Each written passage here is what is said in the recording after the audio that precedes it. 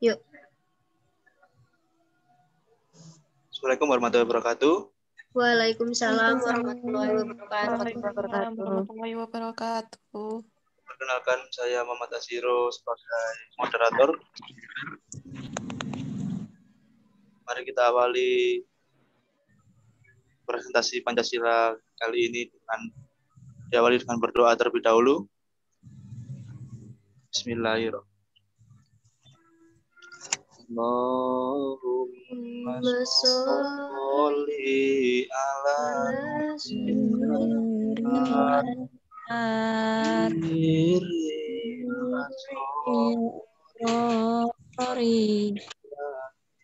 Fatiriyakil ahyar wa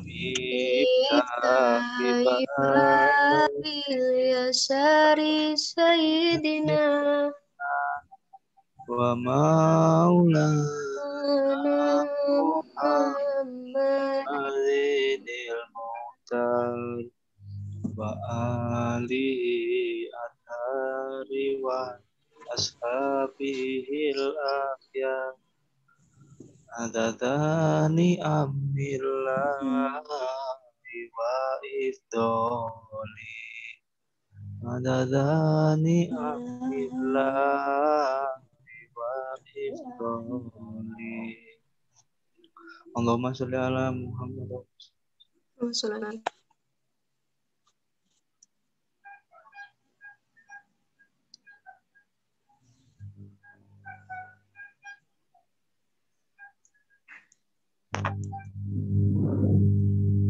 Bentar ngelik.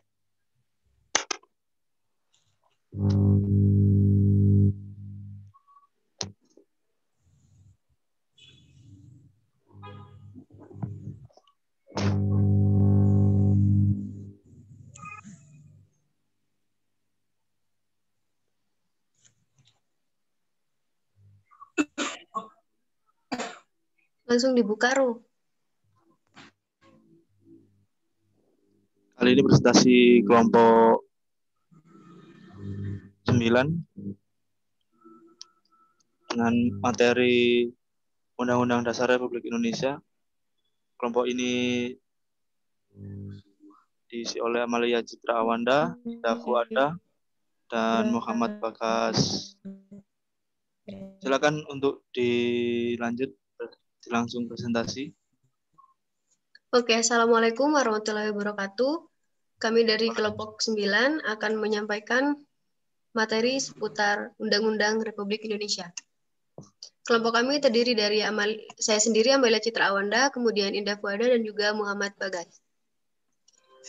Di sini kami akan menjelaskan tentang Undang-Undang RI, naskah Undang-Undang RI, sejarah, periode yang terakhir, question and answer. Untuk yang materi pertama akan disampaikan oleh Indah Fuada, silakan. Oke. Kelihatan, woi. Nah, UUD RI, Undang-Undang Dasar Negara Republik Indonesia tahun 1945, atau disingkat UUD 1945, atau UUD 45, adalah hukum dasar tertulis atau basic law, konstitusi pemerintahan negara Republik Indonesia saat ini. UUD 1945 disahkan sebagai Undang-Undang Dasar Negara oleh PPKI pada tanggal 18 Agustus 1945. Sejak tanggal 27 Desember 1949, di Indonesia berlaku konstitusi RIS, dan sejak tanggal 17 Agustus 1950 di Indonesia berlaku UUDS 1950. Dekret Presiden 5 Juli 1959 kembali memberlakukan UUD 1945 dengan dikukuhkan secara aklamasi oleh DPR pada tanggal 22 Juli 1959. Next. Naskah UUD RI. Sebelum dilakukan amandemen, UUD 1945 terdiri atas pembukaan, batang tubuh, 16 bab, 37 pasal, 65 ayat, 16 ayat berasal dari 16 pasal yang hanya terdiri dari 1 ayat, dan 49 ayat berasal dari 21 pasal yang terdiri dari 2 ayat atau lebih, 4 pasal aturan peralihan, dan 2 ayat aturan tambahan, serta penjelasan. Setelah dilakukan 4 kali perubahan, UUD 1945 memiliki 16 bab, 37 pasal, 194 ayat, 3 pasal aturan peralihan, dan 2 pasal aturan tambahan. Dalam risalah sidang tahunan MPR tahun 2002, diterbitkan Undang-Undang Dasar Negara Republik Indonesia tahun 1945 dalam satu naskah, sebagai naskah perbantuan dan kompilasi tanpa ada opini. Selanjutnya, sejarah Undang-Undang Republik Indonesia akan disampaikan oleh Bagas.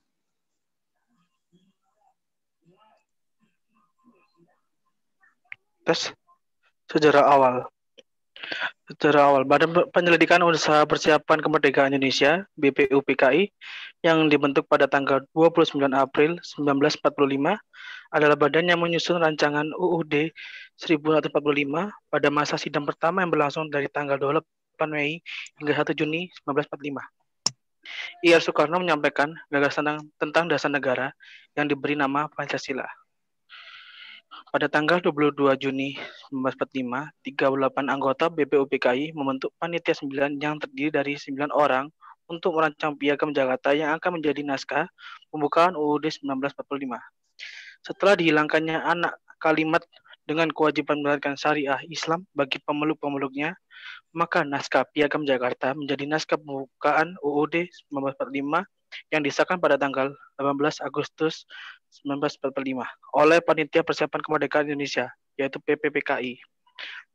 Pengesahan UUD 1945 dikukuhkan oleh Komite Nasional Indonesia Pusat KNIP yang bersidang pada tanggal 29 Agustus 1945.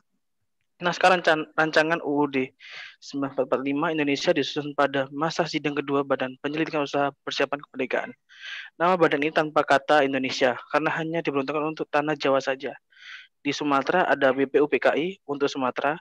Masa sidang kedua tanggal 10 sampai 17 Juli 1945. Tanggal 18 Agustus 1945 BPUPKI mengesahkan UUD 1945 sebagai Undang-Undang Dasar Republik Indonesia.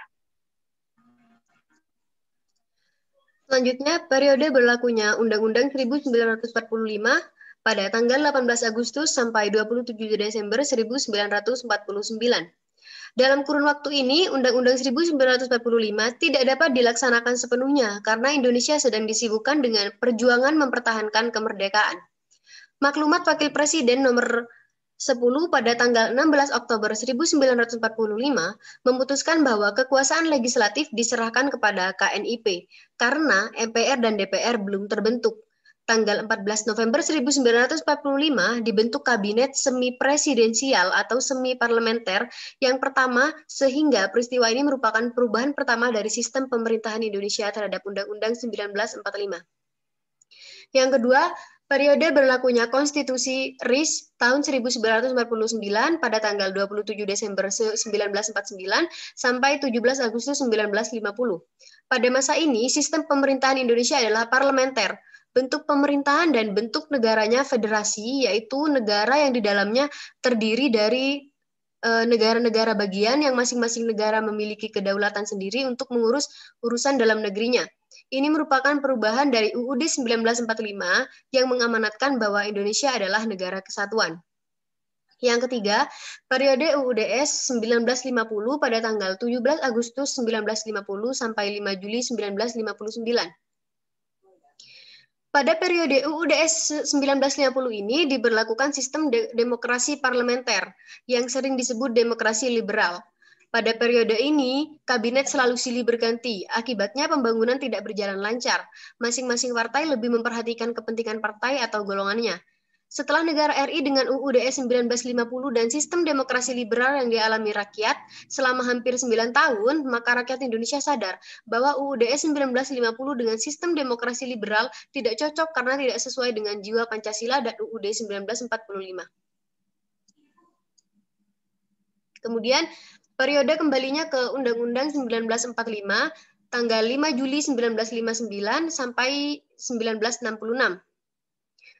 Karena situasi politik pada sidang Konstituante 1959, di mana banyak saling tarik ulur kepentingan partai politik sehingga gagal menghasilkan undang-undang baru. Maka pada tanggal 5 Juli 1959, Presiden Soekarno mengeluarkan dekret presiden yang salah satu isinya memberlakukan kembali Undang-Undang 1945 sebagai Undang-Undang Dasar, menggantikan Undang-Undang Dasar sementara 1950 yang berlaku pada waktu itu atau UUDS tadi. Pada masa ini terdapat berbagai penyimpangan seperti Presiden mengangkat ketua dan wakil ketua MPR atau DPR dan MA serta wakil ketua DPA menjadi menteri negara. Yang kedua, MPRS menetapkan Soekarno sebagai presiden seumur hidup. Kemudian periode Undang-Undang 1945 masa Orde Baru 11 Maret 1966 sampai 21 Mei 1998.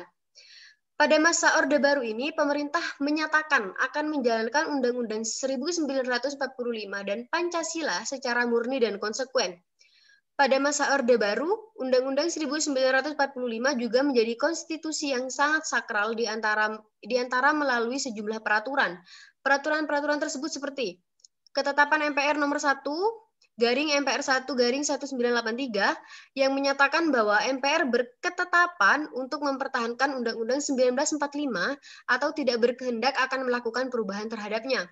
Kemudian pada Undang-Undang nomor 5 tahun 1985 tentang referendum. Kemudian periode 21 Mei 1998 sampai 19 Oktober 1999. Pada masa ini dikenal sebagai masa transisi, yaitu masa sejak Presiden Soeharto digantikan oleh B.J. Habibie sampai dengan lepasnya Provinsi Timur Timur dari NKRI. Sedikit tambahan dari periode perubahan Undang-Undang 1945, salah satu tuntutan referensi 98 adalah dilakukan perubahan amandemen terhadap Undang-Undang 1945. Dilatar belakangi tuntutan perubahan UUD ini karena pada masa Orde Baru, kekuasaan tertinggi di tangan MPR dan seharusnya kekuasaan tertinggi itu ada pada tangan rakyat, ada di tangan rakyat. Kekuasaan yang sangat besar pada presiden adanya pasal-pasal yang terlalu luas atau terlalu gampang dirubah bentuknya sehingga dapat menimbulkan multitafsir, serta kenyataan rumusan Undang-Undang 1945 tentang semangat penyelenggaraan negara yang belum cukup didukung ketentuan konstitusi. Dan tujuan perubahannya itu adalah menyempurnakan aturan dasar seperti tatanan negara, kedaulatan rakyat, HAM, pembagian kekuasaan, eksistensi negara, demokrasi, dan negara hukum, serta hal-hal lain yang sesuai dengan perkembangan aspirasi dan kebutuhan bangsa.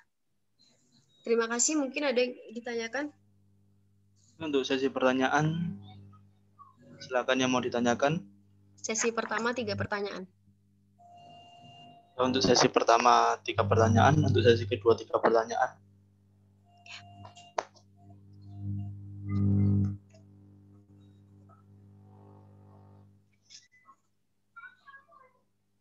Silakan yang mau bertanya. Ayo Mas Bas, Mbak.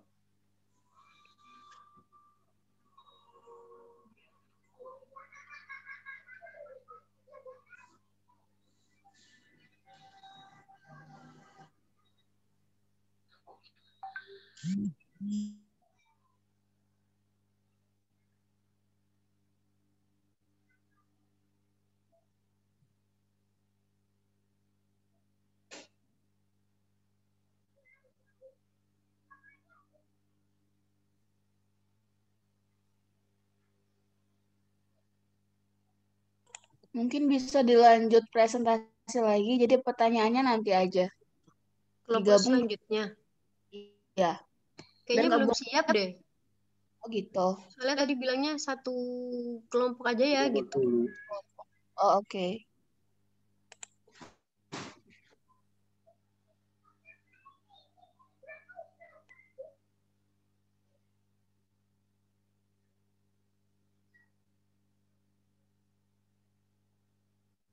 Silakan yang mau bertanya.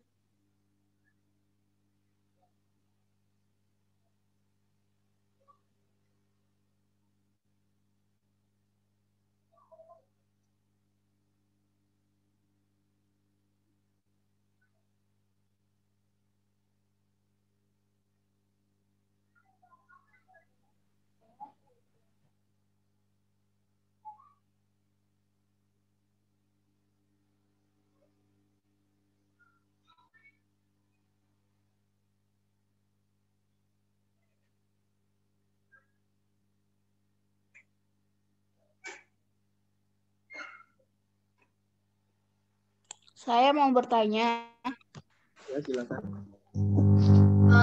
bagaimana sejarah awal Undang-Undang Dasar? Oke. Selanjutnya, pertanyaan kedua.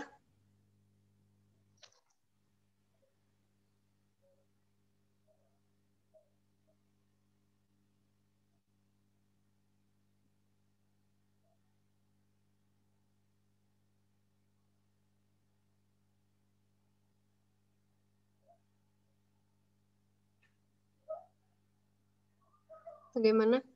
Ada lagi yang mau bertanya? Mungkin dari kelas lain?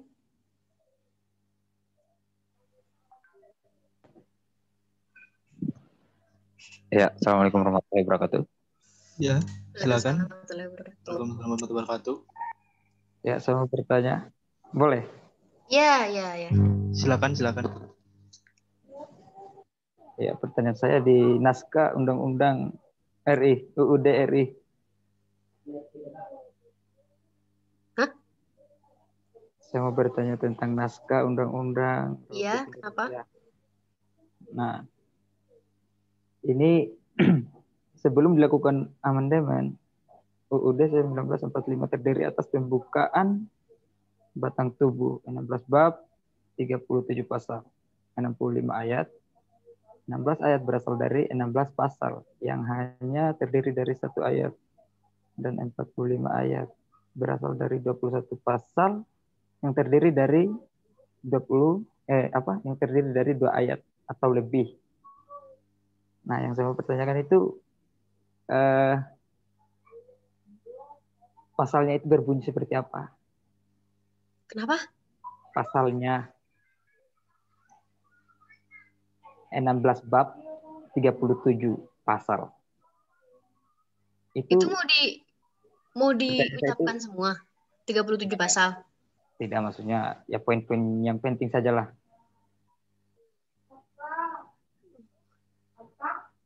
Boleh diulang pertanyaannya? Ya, 16 bab, 37 pasal, ayat 65 ayat. 16 ayat berasal dari 16 pasal yang hanya terdiri dari satu ayat.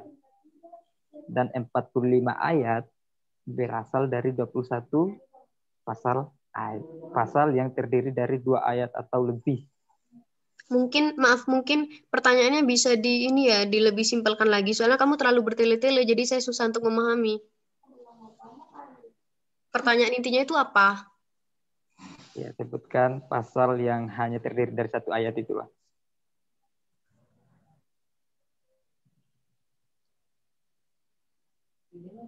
Oke, pertanyaan terakhir. Ya, saya mau bertanya. Siapa? Namanya dulu ya, sama kelas. Syaparudin. Oh, ya. Ya, pertanyaan saya mengenai Undang-Undang 1945 ini kan ada mengalami amandemen pada tahun 2002. Ya. Jadi pertanyaannya, bagaimana mungkin saat ini? Apakah masih pantas disebut dengan UUD 1945? Bukankah yang berlaku sekarang ini adalah UUD amandemen itu tersebut? Bagaimana penjelasannya para presenter?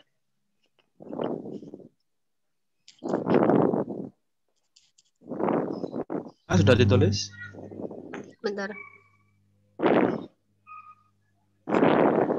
Yang dimaksud ini, maksudnya undang-undang yang sekarang itu tidak sesuai gitu. Bukan tidak sesuai, tetapi masih disebut dengan Undang-Undang 1945. Padahal kan sudah di amandemen. Kenapa tidak disebut dengan UUD amandemen begitu? Oh, ya. Oke. Makasih. Silakan untuk kelompok 9 untuk menjawab pertanyaan-pertanyaan tersebut.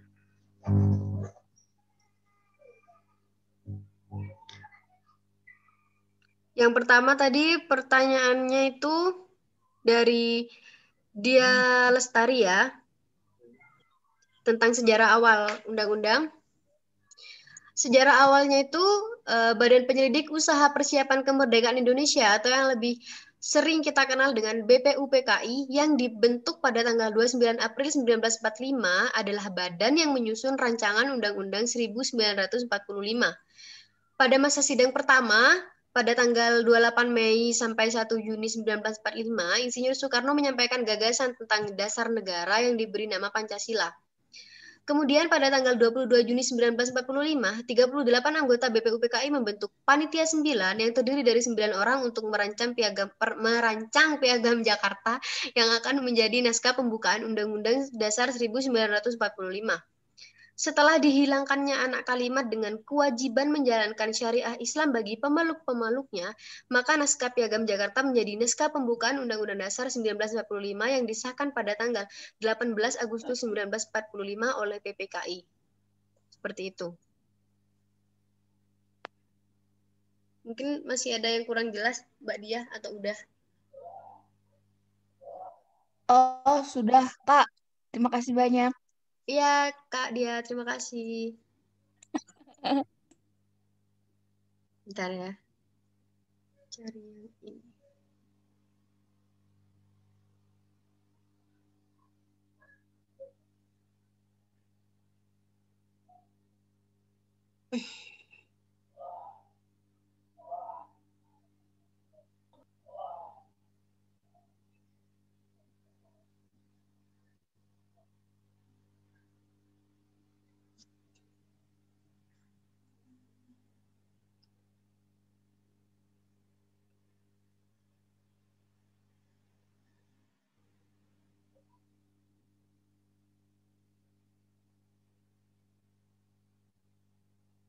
Indah, udah dapet belum?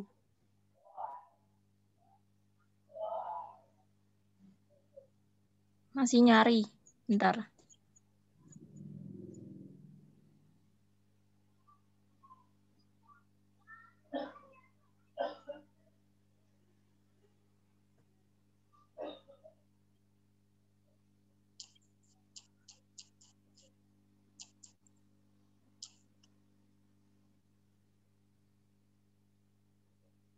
Boleh jawab yang pertanyaan terakhir dulu nggak? Yang dari siapa tadi sih? Siapa Saparudin ya? Bener nggak? Ya, ya. Ya. Nah, apa tadi kan pertanyaannya itu kenapa namanya kok masih pembukaan Undang-Undang 1945, kok bukan Undang-Undang Amandemen gitu ya? Gitu gak sih? Ya, ya. Kenapa seperti itu? Bener ya, Ru? Iya, betul. Tapi ini menurut pandangan saya ya, kalau semisal salah maaf, tapi kalau atau kurang jelas mungkin bisa langsung ditanyakan ke Pak Hayat ya nanti. Soalnya aku takut salah. Masuk penjara aku salah lagi. Apa namanya? Amandemen sendiri itu apa ya? Merubah suatu naskah ya atau suatu dokumen yang bertujuan untuk menyempurnakan aturan dasar seperti tatanan negara, kedaulatan rakyat, HAM, pembagian kekuasaan, eksistensi negara, demokrasi, dan hukum. Jadi mau bagaimanapun, mau diamandemen seperti apapun, mau dirubah seperti apapun, namanya tetap Undang-Undang 1945 seperti semisal nih, kamu punya novel, kamu itu lagi rombak di dalamnya karena di dalamnya ada yang salah atau mungkin dari pemilihan kata atau diksinya atau dari covernya atau apanya lah, itu bisa kamu rubah, itu namanya amandemen. Tetapi judulnya itu masih tetap sama karena konteksnya tetap mengarah di Undang-Undang 1945. Yang di amandemen itu hanyalah sesuatu yang mereka lihat menyimpang dari ideologi kita, yaitu Pancasila. Seperti itu mungkin ya, soalnya ini main logika kan. Kalau bener atau salahnya kurang tahu, mungkin bisa ditanyakan ke Pak Hayat kalau ada Pak Hayat di sini nanti minggu depan kali. Gitu. Mana jawabannya, Mas? Atau mau Ya, disanggah? Puas? Boleh kalau mau disanggah. Ya. Oke, jadi pada saat ini hukum yang tertinggi itu UUD 1945 atau UUD Amandemen 2002? Loh, gini. UUD Amandemen 2002 itu hanya sebagai titel bahwa pada tahun 2002 itu ada yang diganti karena ada ketidaksepakatan atau ada mungkin bisa dibilang apa ya, kayak ketidaksepahaman lah antara undang-undang dengan Pancasila, karena kan di Indonesia ini berpegang teguh pada ideologi yaitu Pancasila. Bagaimana jika isi undang-undang itu tidak sepaham atau sedikit menyeleweng dari Pancasila, ya tentu harus dirubah. Oleh sebab itu pada undang-undang yang diamandemen itu namanya bukan undang-undang amandemen ya, tetapi undang-undang yang diamandemen pada tahun 2002. Kenapa dinamai undang-undang amandemen 2002? Karena itu hanya sebagai titel bahwa pada tahun 2002 undang-undang kita itu diamandemen atau dirubah atau dirombak untuk menyelaraskan antara undang-undang dengan Pancasila. Ini seperti itu. Mungkin dari Indah atau Bagas ada yang mau menambahkan? Bentar, masih cari jawaban yang pertanyaan kedua. Gimana Mas? Atau mungkin mau disanggah? Atau bagaimana? Soalnya aku juga kurang paham. Enggak, oke, udah. Terima kasih Bun banyak. Oke, sama-sama. Tinggal pertanyaannya Sumarto ya. Mas Sumarto.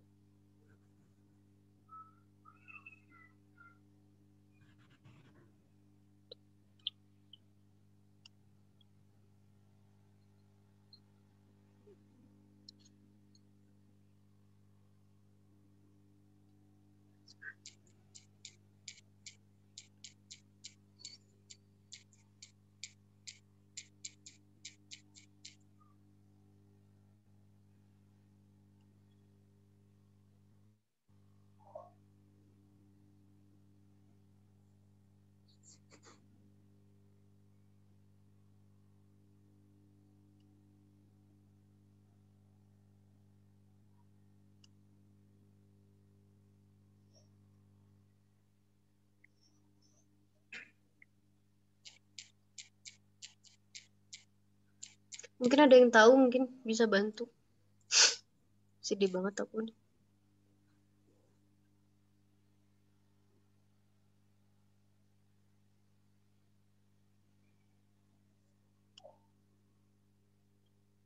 Oh, gini. Pertanyaannya tentang apa, Mbak? 16 ayat yang berasal dari 16 pasal yang hanya terdiri dari satu ayat. Itu disuruh ini. Apa sih? Menjabarkan poin-poinnya. Itu kayaknya ada di buku undang-undang yang segede gini deh. Aku nggak punya yang kayak gitu. Udah cancel aja kalau begitu. Jangan gitulah. Aku masih usaha buat cari. Oh, tunggu. Jadi kalau udah mentok,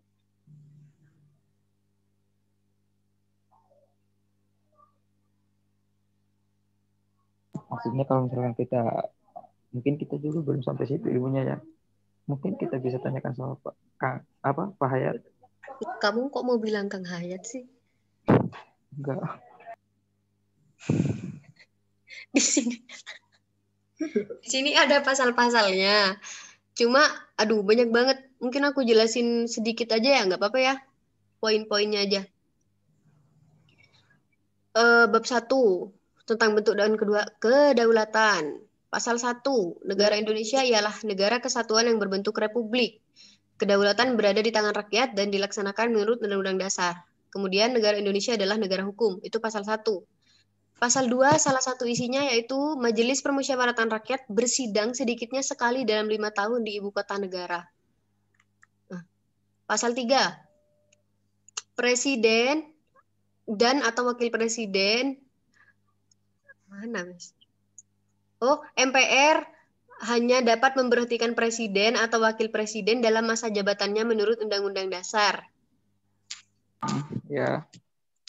Terus pasal 4, kekuasaan pemerintah menurut Undang-Undang Dasar. Terus dalam melakukan kewajibannya, Presiden dibantu oleh satu orang wakil presiden. Pasal 5, undang-undang kepada presiden berhak mengajukan rancangan undang-undang kepada Dewan Perwakilan Rakyat. Pasal 6, salah satunya ialah syarat-syarat untuk menjadi presiden dan wakil presiden diatur lebih lanjut dengan undang-undang. Terus pasal 7, salah satunya presiden dan wakil presiden memegang jabatan selama 5 tahun dan sesudahnya dapat dipilih kembali dalam jabatan yang sama hanya untuk 1 kali masa jabatan. Pasal 8.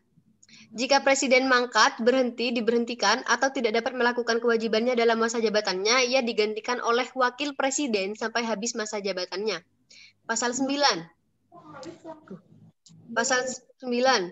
Sumpah presiden atau wakil presiden. Dibaca juga kah sumpahnya? Atau di skip aja? Enggak. Terus pasal 10. Presiden memegang kekuasaan yang tertinggi atas Angkatan Darat, Angkatan Laut, dan Angkatan Udara. Pasal 11. Presiden dengan persetujuan Dewan Perwakilan Rakyat menyatakan perang membuat perdamaian dan perjanjian dengan negara lain. Terus pasal 12. Presiden menyatakan keadaan bahaya, syarat-syarat dan akibatnya keadaan bahaya ditetapkan dengan undang-undang. Terus untuk pasal 13, Presiden mengangkat duta dan konsul. Dalam hal mengangkat duta, Presiden memperhatikan pertimbangan Dewan Perwakilan Rakyat. Pasal 14, Presiden memberi amnesti dan abolisi. Amnesti itu pengampunan ya. Dan abolisi dengan memperhatikan pertimbangan Dewan Perwakilan Rakyat. Pasal 15, Presiden memberi gelar, tanda jasa, dan lain-lain tanda kehormatan yang diatur dengan undang-undang. Terus pasal 16, Presiden membentuk suatu Dewan Pertimbangan yang bertugas memberikan nasihat dan pertimbangan kepada Presiden yang selanjutnya diatur dalam undang-undang. Intinya pada pasal-pasal yang ada itu, isinya itu menyangkut tentang bagaimana tatanan negara Indonesia ini. Maksudnya itu seperti tadi, MPR tugasnya apa saja. Terus Presiden kalau mau menyatakan tentang duta besar, kayak gitu-gitu, harus izin kepada siapa. Pokoknya intinya kalau di pasal-pasal ini ya tentang mengatur ketatanegaraan, entah itu dari cara mengelola ataupun tingkatan-tingkatan yang ada di dalam pemerintahan. Seperti itu, Bapak Sumarto. Kalau kurang jelas nanti saya kasih linknya ya, soalnya saya capek. Oh iya Bu Citra, nggak apa-apa. Makasih. Iya sama-sama. Sesi kedua mungkin ada yang mau bertanya lagi. Silakan yang mau bertanya lagi.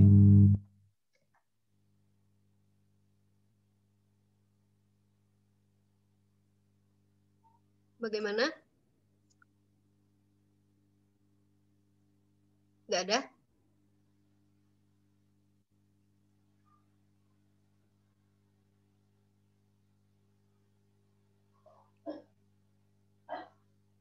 Sudah? Kalau sudah mungkin presentasi pada hari ini bisa kami tutup. Thanks for your attention dan semoga ilmu yang kita dapatkan hari ini bermanfaat. Amin. Amin. Dan kalau mau lihat PPT lucu kayak gini, bisa cek YouTube-nya Livia ya. Terima kasih. Promo. Jiro, mungkin bisa ditutup. Terima kasih Citra. Iya, sama-sama. Oke, terima kasih untuk presentasinya. 9. Mari kita akhiri dengan surat Al-Asri. Bismillahirrahmanirrahim. Wal asri innal insana lafi khusrin illa alladzina amanu wa amilus sholihati wa tawasaw bil haqqi wa tawasaw bis sabr. Terima kasih untuk kelompok 9 yang sudah berpresentasi. Saya sebagai moderator mengucapkan undur diri. Terima kasih dan sampai jumpa. Oke, terima kasih. Assalamualaikum warahmatullahi wabarakatuh. Waalaikumsalam. Assalamualaikum warahmatullahi wabarakatuh.